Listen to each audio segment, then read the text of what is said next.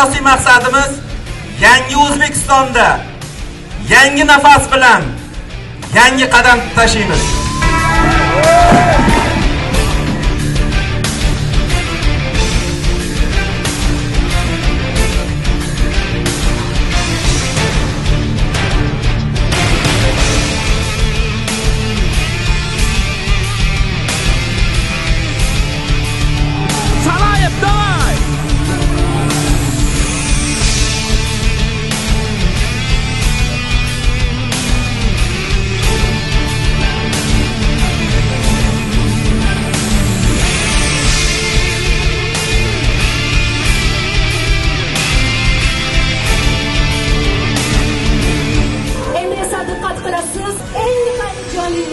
Birinchi o'rin egasi O'zbekiston Respublikasi Ichki ishlar vazirligi akademiyasi Akmal Salayev.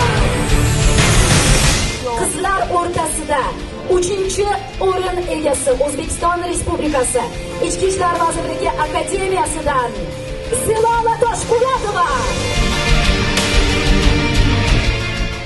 2-o'rin egasi Nafosat Sobirova.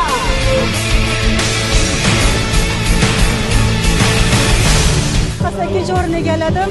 Musobaqa menda juda katta taassurot qoldirdi.